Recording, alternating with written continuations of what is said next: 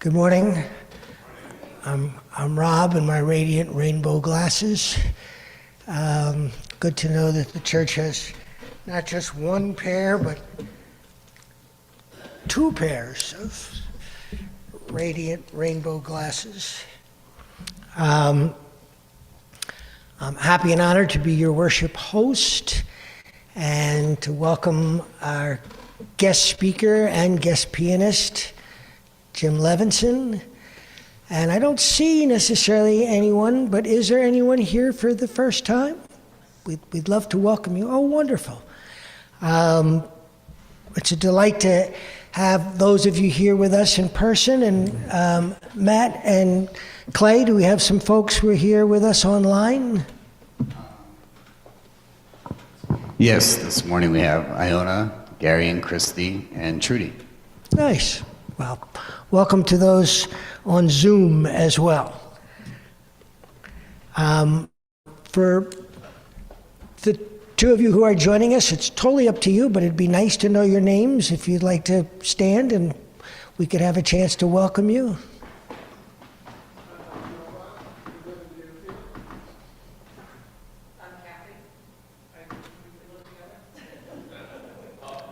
Welcome.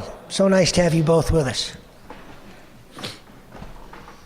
And in the spirit of everyone feeling welcome and a chance to honor, I believe it's a Native American tradition, to welcome in the four directions, this is our chance to make a little eye contact, make a little hand contact, maybe make a little hug contact with the people who are near us.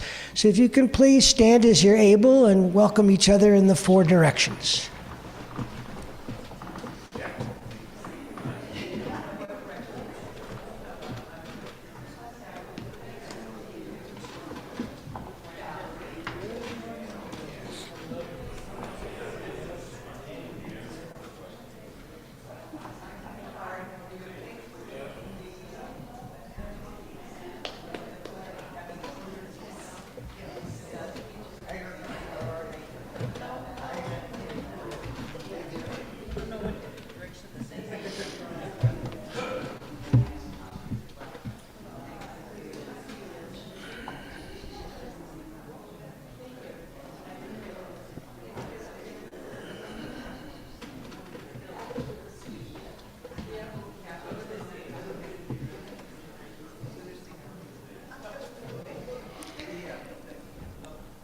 And as you're able to return to your seats,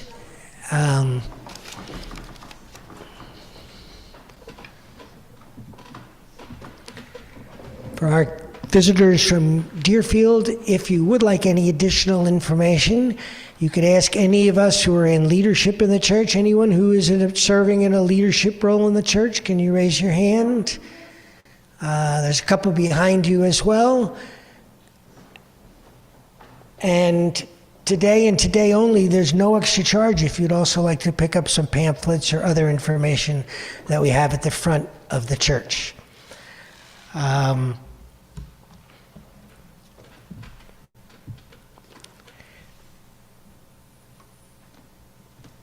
about to read something that we read almost every Sunday, and I don't want the words to feel rote. So I'm going to pause occasionally, longer than I might ordinarily, partially to let them become fresh for me again, but also hopefully to have them sink in, maybe in a fresh way for some of you as well. It's an opportunity for us to do three things. One is just to sit in stillness and take that moment to be present and to be at peace. It's a chance, if you choose, to gaze around this lovely sanctuary and realize the love and devotion and craftsmanship that went into making this such a truly artful space, a hallowed place for many of us. And maybe most importantly, it's a chance to breathe into connecting with the fact that even though we're a small crowd, we're people who made the choice to get up on Sunday morning and share worship together, and to find a little moment to connect and even at our best to sort of commune with something that's larger than ourselves through our companionship with each other.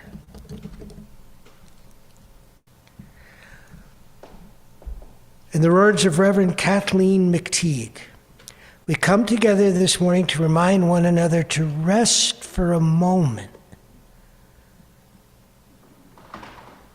Rest on the forming edge of our lives.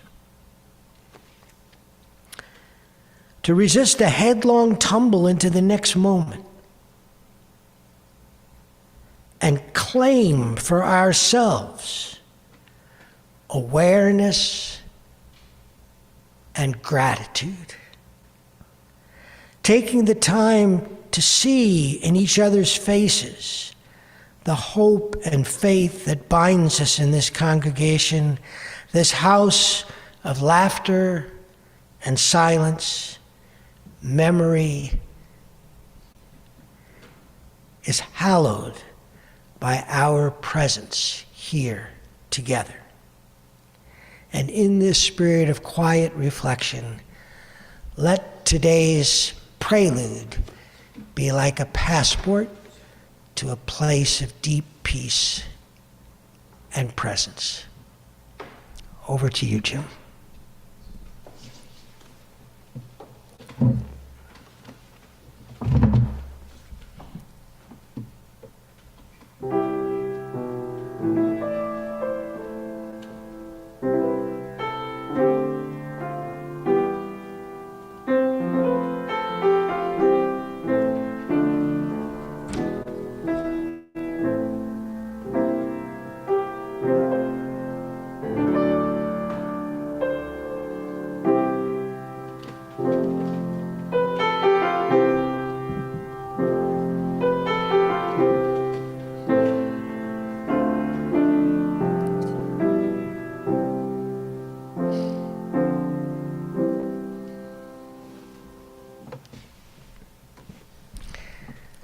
Thank you, and thank Henry Mancini.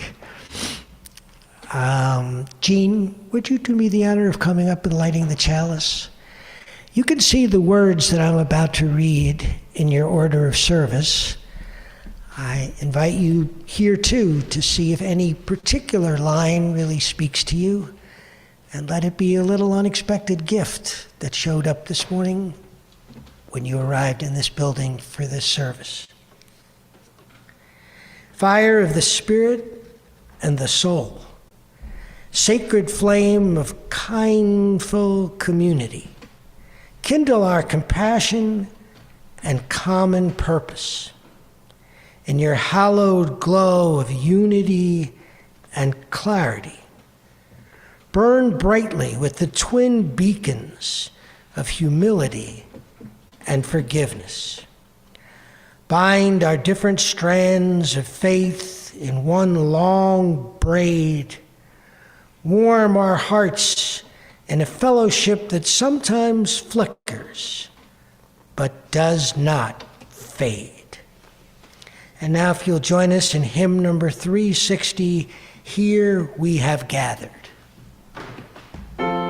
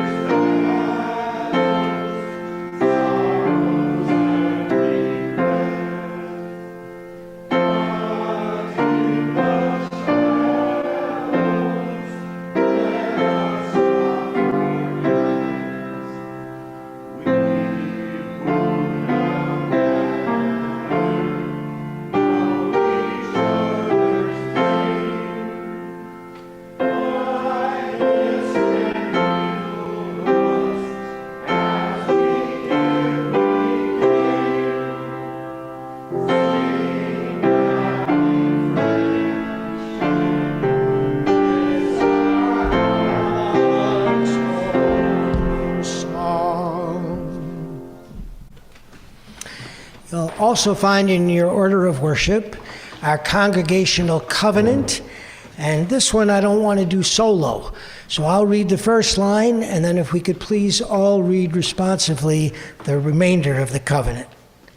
In this house, in this sanctuary, we covenant with one another, create a community built on a foundation of love, to work together to promote equality, justice, and peace, accepting responsibility for our individual acts, to stand on the side of love, embracing the liberation of the oppressed, and working to end discrimination and unjust privilege, to communicate with kindness and support, and to serve with compassion and commitment, to learn and grow together, generously sharing our time, talents, and treasures.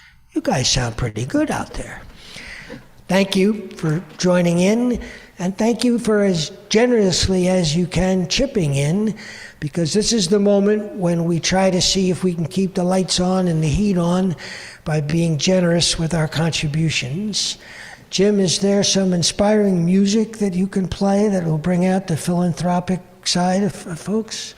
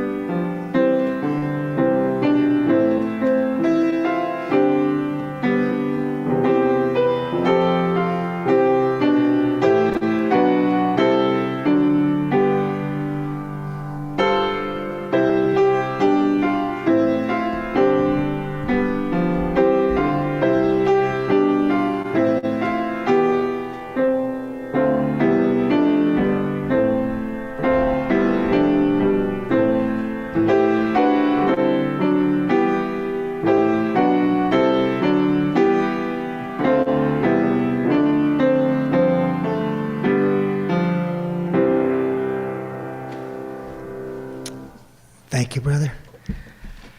As an aspiring artist who finds alliteration amazingly and astoundingly appealing and attractive, you can guess why I was drawn to the title of this next hymn, Faith is a Forest. But when I read the words, I thought, wow, this would be a great way to sort of set the table for Jim's service this morning. And when I happily told him of this brilliant initiative on my part, Jim laughed and he said, Peck, you've managed to pick the single most complicated hymn in the entire hymnal. So I didn't know we were going to face this much of a daunting challenge. I got total faith that you will forest your way through the melody. For the rest of us, let's just do the best we can, and if worse comes to worse, at least let the words register and enjoy the melody. All right, shall we? I'll play it through once first. Okay, good. We'll get to hear it once.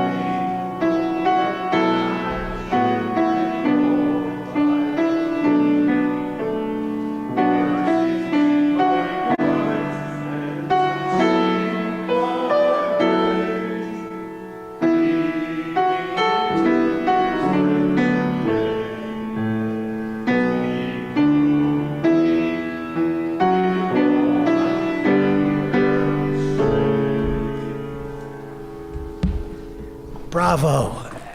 Well done, and after that, think how simple the sermon is going to be, Jim.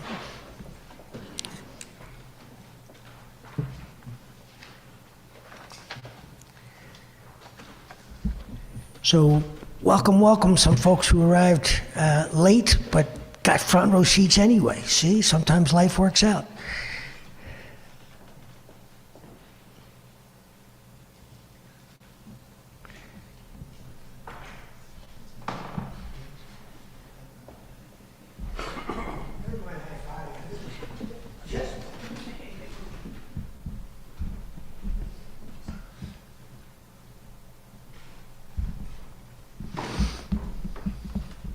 Lovely. I've mentioned before, and I mention again, even with the new Middle East peace agreement, I've long been an outspoken opponent of Israeli occupation of Gaza and the West Bank, and of the horrors that have been inflicted upon the Palestinian people. But I don't support the argument that because of these atrocities, Israel does not have a right to exist. When I hear that argument, I wonder if the same case can't be made against the United States every time it misbehaves internationally, and there have certainly been plenty of examples of that. Hasn't the American treatment of indigenous people over the past hundreds of years been at least as horrific as the Israeli crimes against Palestinians? Should this country's right of existence therefore be questioned? Let's look this morning at some of these horrors in our own country. The writer Stephen Charleston, a member of the Choctaw Nation, grew up, as it turned out, in a Christian family. From an early age, he found himself seriously questioning whether a Native American can, in good conscience, also be a Christian. Charleston read and reread the writings of Vine Deloria, who makes a powerful case that it is not possible to be both. And for some reason, for some time, Charleston bought into these arguments and seriously questioned his own identity. Not surprisingly, he was horrified by the role of Christianity in the colonialism which had nearly annihilated his people, and by the history of Christian boarding schools, which sought to, quote, civilize and assimilate Native American children into Anglo-American culture. But then, as he grew older and began having his own spiritual experiences, he began to question Vinay's arguments. Was it possible, he wondered, while keeping fully in mind the horrors of so much of Christian history, to see analogies between his deep-seated Native American beliefs and the founding spiritual essence of Christianity? One important step in this process was Charleston's explorations of Native American vision quests, and ultimately the experience of having one of his own.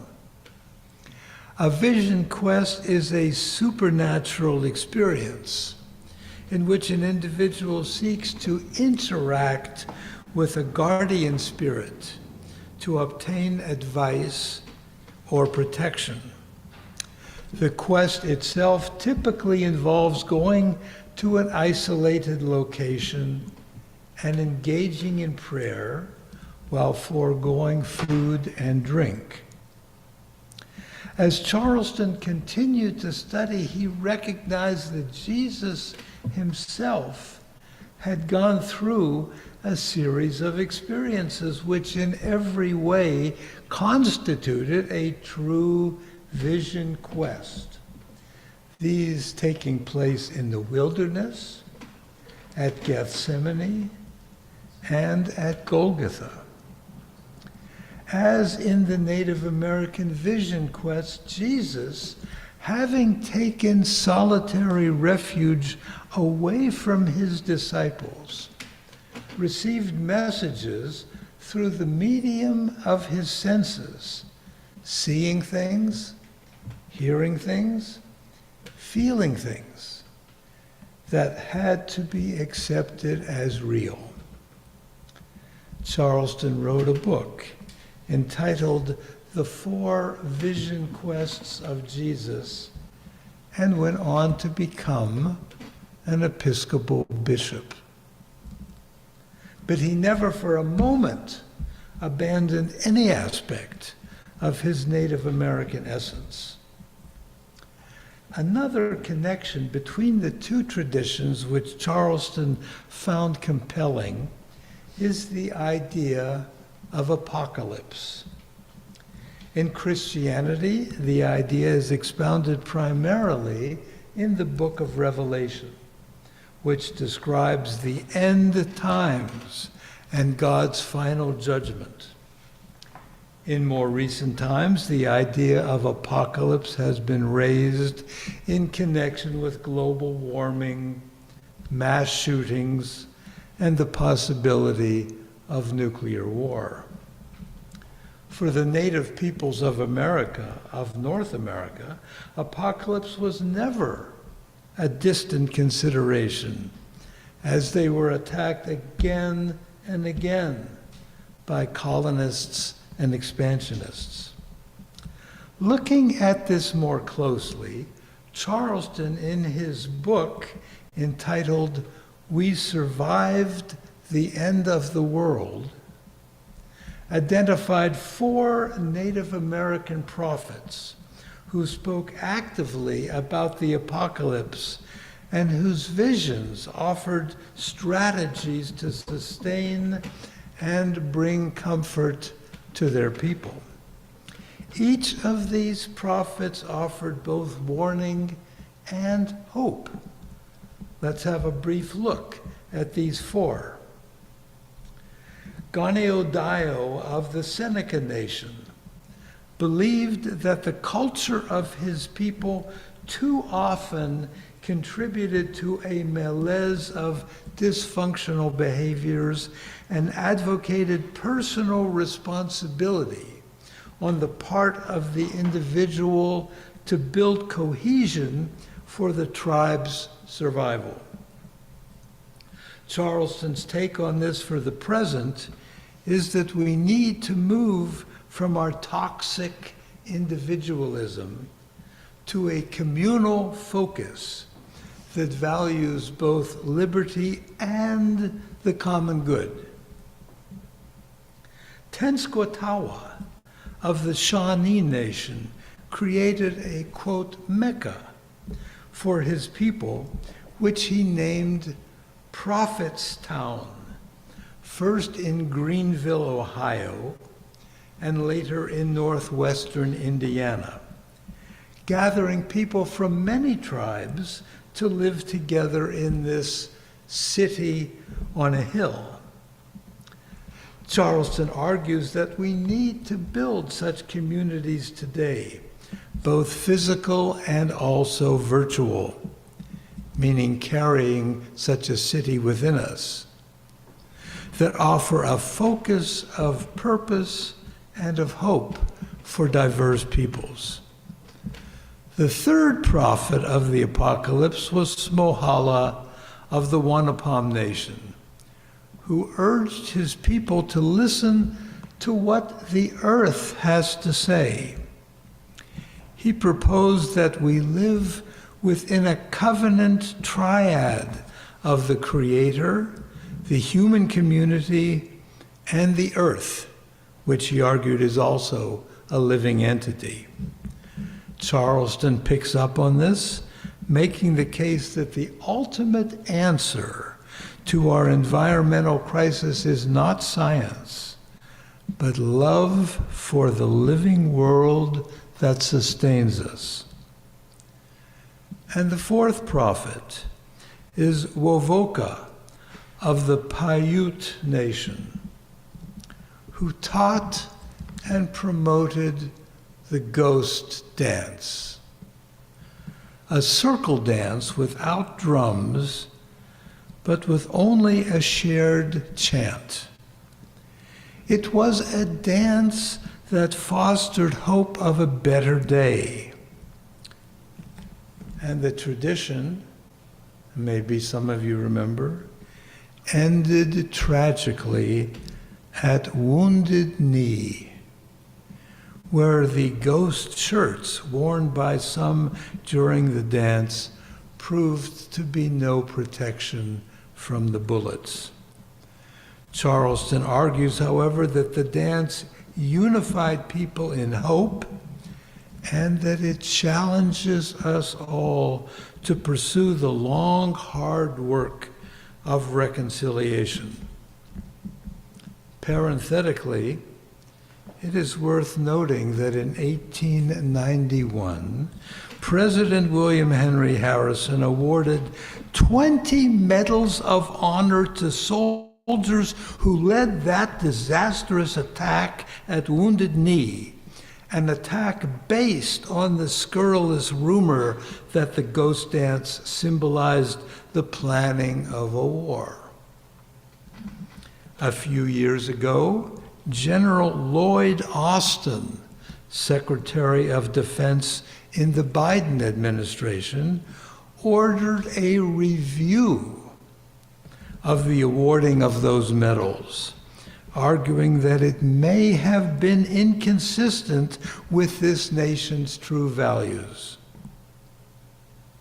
But a few weeks ago, Defense Secretary Pete Hegseth announced that those Wounded Knee awards would remain in place.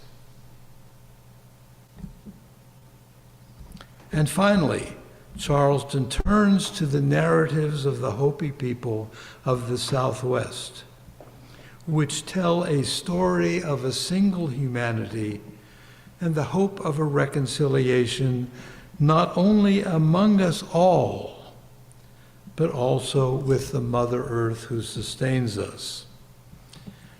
In the words of our final hymn this morning, this seems like a simple gift, simple yet so vitally important. These wise prophets were of previous centuries, and hopefully Native American nations today experience somewhat less fear of apocalypse.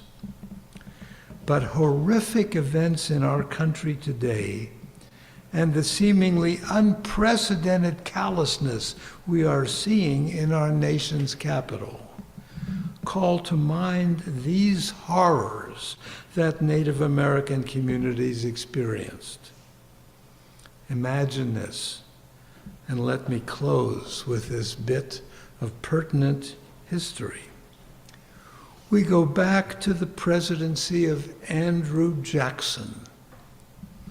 Andrew Jackson came into the White House as a champion of the land grabbers who wanted to drive Native Americans across the Mississippi River and use their land for larger plantations and the importation of more black slaves from Africa, and took immediate steps to put it into action. The Native American communities, using the Americans' own law, took the issue all the way to the Supreme Court, and they won. In 1832, in the case Worcester versus Georgia, the Supreme Court upheld the legal right of Native Americans to be inviolate in the ownership of their ancestral lands. a result that would have been unlikely with today's court. But, as with the present day, Jackson ignored the decision of the Supreme Court and unilaterally decided to settle the, quote, Indian problem in his own way by force. The U.S. Army then rounded up people from the Cherokee Nation, forcibly moving them to empty lands out west. A fifth of them died en route. Yow. Amen.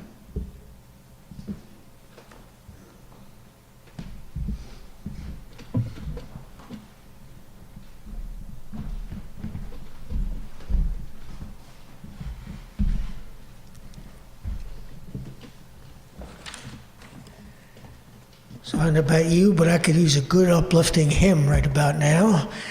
And we've got one. Number 360, hymn number 131, Love Will Guide Us. It's got a little swing and bounce to it, so please sing it with gusto. And I'll play through this one first for those of you who aren't familiar with it.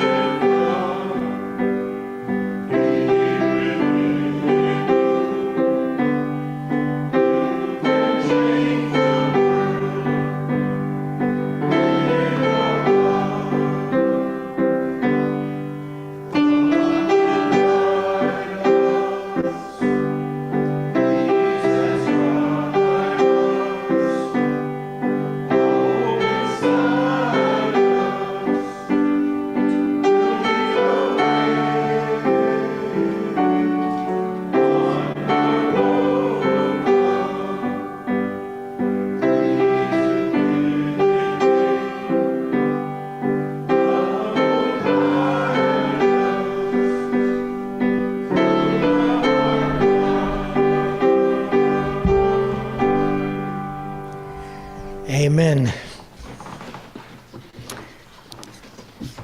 So as I think I've said every time I've ever hosted, this might be my favorite part of our service because it's a little improv, it's a little chance to risk sharing in public, but it's also a great opportunity to be able to receive support in two ways. Of course, if things are hard, it's always helpful to know that there are people who hear you and care and have compassion. But I think it's almost as important, thank you, David, I think it's almost as important next time that we have a moment to share publicly what's going right. So these are candles of concerns, but also candles of joys. So if there's something that's lifted your spirit or something that's hanging hard on your spirit, Simply raise your hand and share whatever you would like to share, and we will light a candle and take a little bit of that into our hearts with you.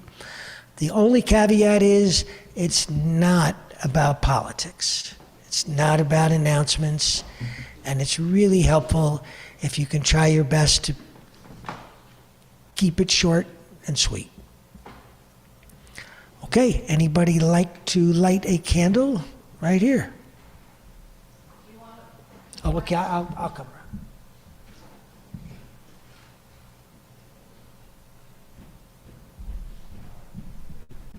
Start out with your name, please.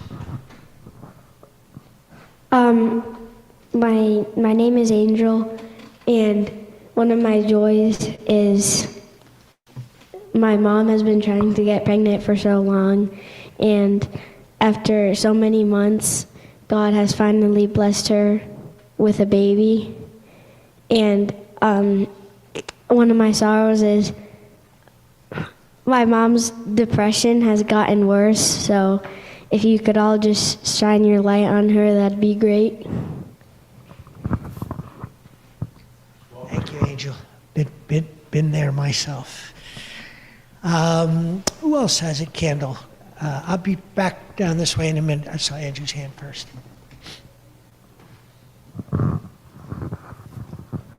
Hi, my name's Andrew, and I just want to share a joy about the healing power of beauty in this time that of fall, and things are dying and the world is turning brown.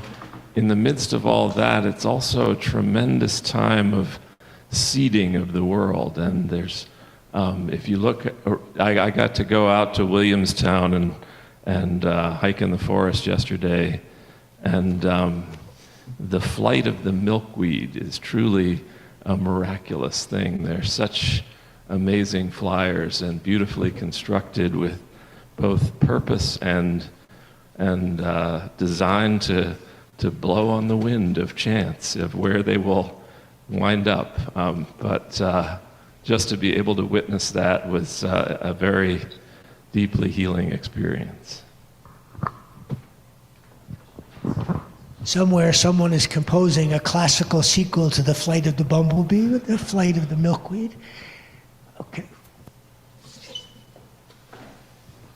Hi, my name's Russ. I just had an unexpected joy a few minutes ago. Some woman came in the front door. She couldn't stay, but she'd never been in the building before, and she was peeking through the window. She's, "Oh, this place looks so beautiful, and your name is All Souls. That's great. I'll come back when I have more time." So I handed her an order of worship and an old postcard with a picture of the church. She says, "Thank you, thank you." And all I know is her name is Karen. Hi, I'm Tina.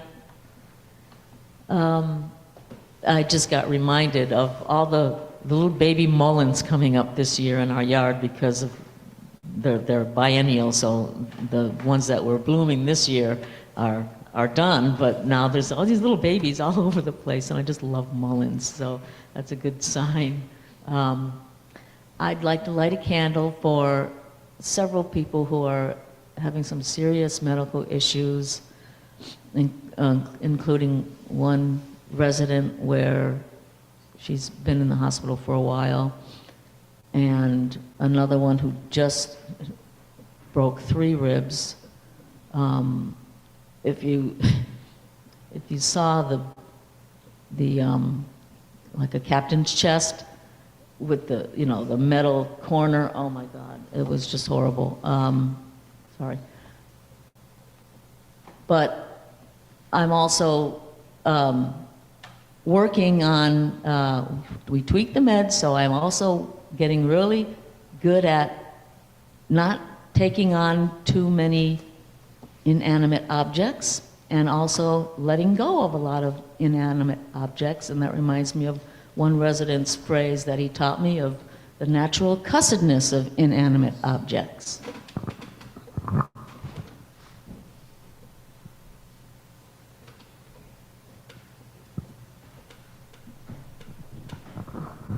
Hi, my name's Maggie. I come here sometimes with my good friend Joan, who's right behind me somewhere.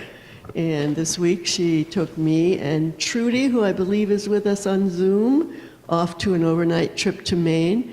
And to my utter delight, guess what? The ocean was still there. The things you learn at a UU service. I'm Kate, and I just want to light a candle of celebration for community yesterday. It was amazing outpouring of community and strength and hope and togetherness. Hear, hear. My name's Mark, and we're joyful for our 11th grandchild being born Thursday night in Idaho, and we welcome Felicity. Welcome, Felicity. Good name.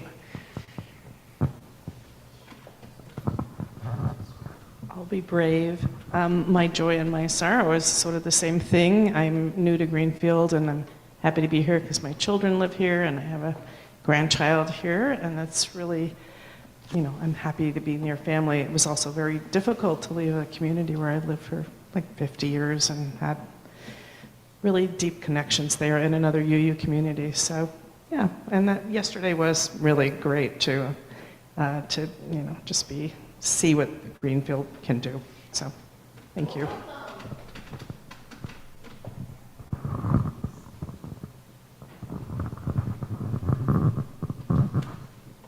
I also just want to celebrate yesterday, and what moved me the most deeply was a song that said, "Our joy is greater than our fear, our love is greater than our fear, our hope is greater than our fear," and she just went on, and it was just such a contradiction, and a sense of solidarity and celebration of loving our country. For those of us not aware, this is in relation to the gathering of No Kings. Yes, there was a big No Kings celebration, and in the spirit of we're trying not to focus on politics, I'll simply say that go Democrats. No. Is there anyone else who on Zoom might want to share? Yes, Christy and Gary were both down this week with COVID, but they're thinking of their friend Rodney, who is being treated for cancer and was recently given a terminal diagnosis, so they'd like to light a candle, support for him. And they also want to say on a bright side, their son's partner is now a grandmother. So thank you for sharing. I'd like, David, for you to please light a candle of concern for my daughter Jazz, for my little brother Clay, and for other people who I know, including my friend John Porcino, who face some significant uncertainty, and not easy to live with that kind of uncertainty. And I want to light a candle of joy that there are new voices, new faces coming into our congregation, and I'm particularly grateful to people who say yes. Will you be willing to light a candle for the chalice? Yes. Would you be willing to light the candles of joys and concern, which Louise immediately said yes. And would you, without anyone asking you, just yes, come up and light the candles, David? So for all the different ways in which, in a world that seems to be saying such a big, loud, angry no, I'm really happy to be in a place where I hear and see so often a spirit of yes. Go ahead, Clay. We also have Cassie, who wanted to say congrats on the person's pregnancy. And we're going to symbolically light one last candle.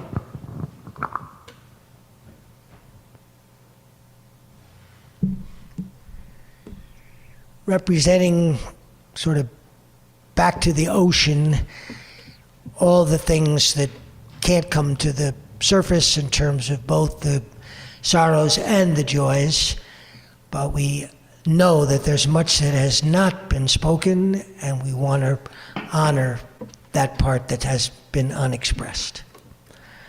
Okay, and we are now back to where we began. Those of you who were prompt and got here right on time probably heard a little foreshadowing of our final hymn, but now we get to all sing it together, and Jim is totally warmed up. He has got this one in his fingertips like you wouldn't believe.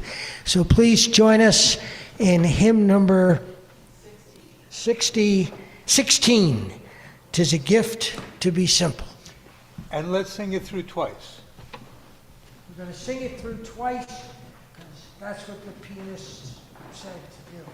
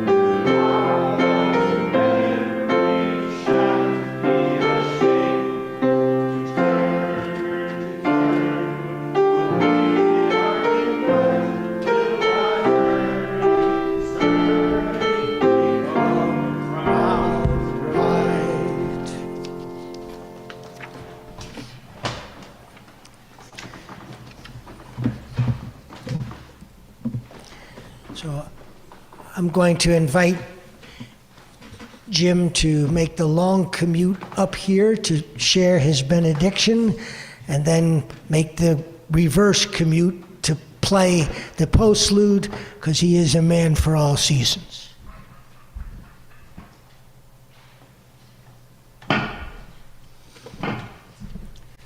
A benediction from the Apache tradition. Now you will feel no rain, for you will be a shelter to one another.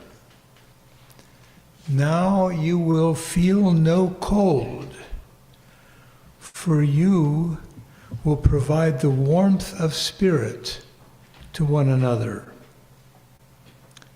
Be as one people, and there will be no loneliness for you. Now there is no more loneliness.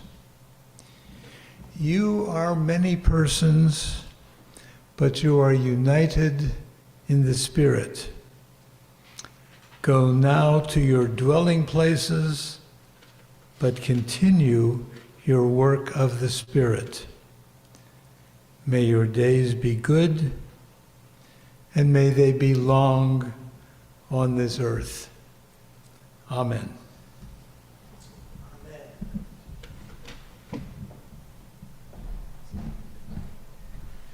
So for the couple of you who are new, our tradition is that we end our service with a chance to just silently listen to the postlude, and afterwards then we have them. There might be a few announcements, and there'll definitely be a lot of refreshments.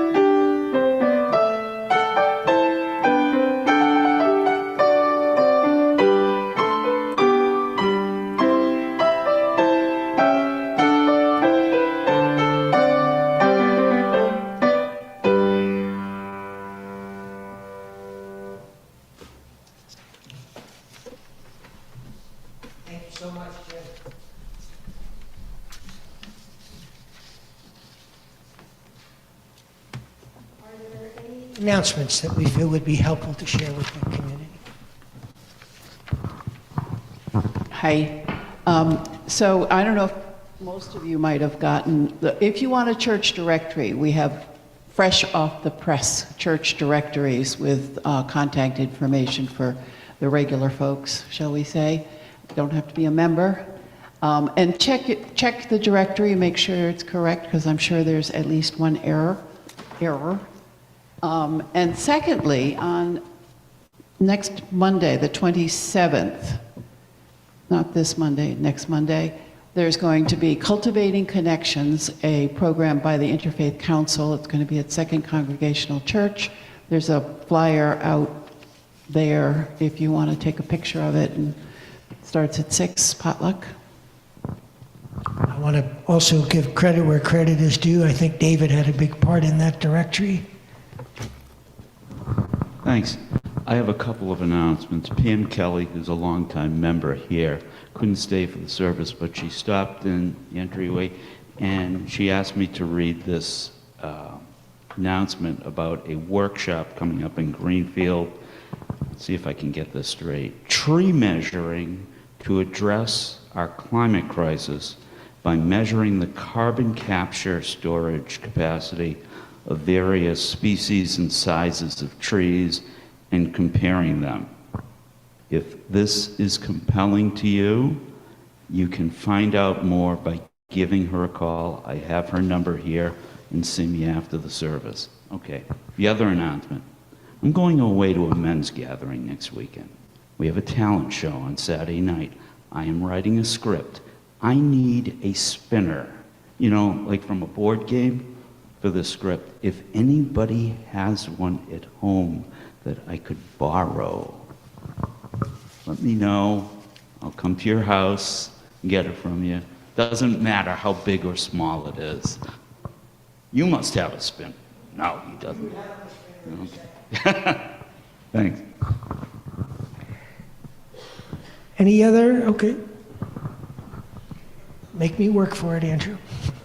Rob. Andrew Baker again. Just wanted to invite all of you who are interested to a free community party in Shelburne Falls today at 3:30.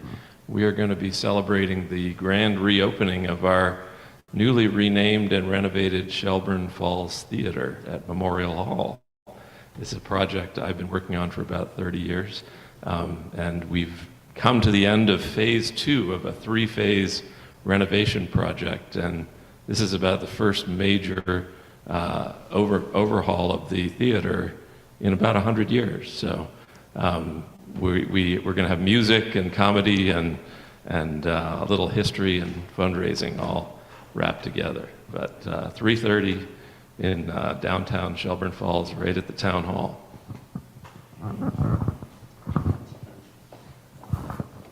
Hi, I'm Taylor, and actually next Saturday, the 25th, we're going to be having a vigil in Amherst, outside of the UU Church in Amherst, that is going to be supporting a big pro-Palestinian action that some of the UMass students, staff, and faculty have been putting together for a while now. So it'll be from 11 to 2, and it's just outside the Amherst Unitarian Church. So please come. It's going to be a fun time. Thank you, Taylor. Any other announcements? Okay, I saved my best announcement for last. I'm not always this color choreographed with rainbow glasses and a rainbow behind me, but I want to share that actually it's now. We're all released and we can go enjoy refreshments and coffee in the back and social hour.